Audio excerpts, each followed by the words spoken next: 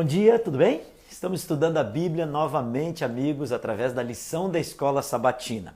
Hoje, quarta-feira, ressurreição de Moisés. Depois de nós termos estudado pecado de Moisés parte 1, pecado de Moisés parte 2, a falta de fé de Moisés, a desobediência de Moisés, a fúria de Moisés, quando nós vimos nos outros dias. Ontem estudamos sobre a morte de Moisés e a bendita esperança que temos através da morte de Moisés. Ou seja, hoje a ressurreição, e essa é a bendita esperança. Judas capítulo 1 e o verso 9 nos fala muito bem a respeito da ressurreição de Moisés. Moisés morreu na terra de Moabe e ninguém sabe exatamente o local exato da morte de Moisés. Mas a morte de Moisés se enquadra muito bem com o Apocalipse capítulo 14, verso 13, que nos diz assim, que nos diz: bem-aventurados os que morrem no Senhor. É isso mesmo. Moisés morreu no Senhor. Sabe, quando nós paramos e pensamos na morte de Moisés, Moisés foi um discípulo do Senhor. Moisés andou com Deus a vida toda.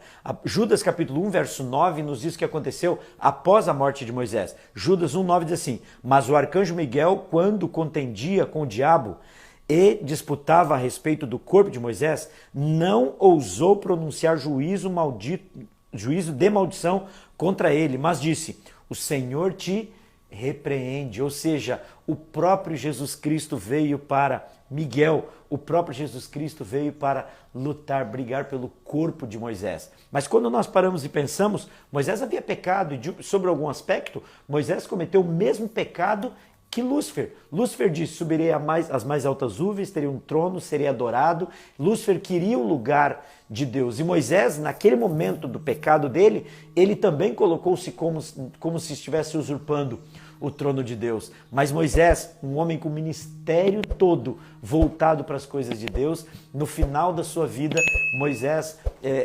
depende e teve a bendita esperança. A morte de Moisés, a lição menciona isso para nós, que foi antevista à cruz de Cristo para que Moisés pudesse ser ressuscitado. É isso mesmo. Todos aqueles rituais, tudo que ocorreu antes da morte de Cristo, que até o próprio Moisés sacrificou, até ele mesmo explicou como deveria ser no livro de Levíticos, no livro de Números, todos aqueles rituais indicavam a vinda de Cristo. E por intermédio de Moisés, que é o primeiro homem que nós sabemos que ressuscitou, foi antevista à vinda de Cristo. Só a cruz pode explicar tudo isso.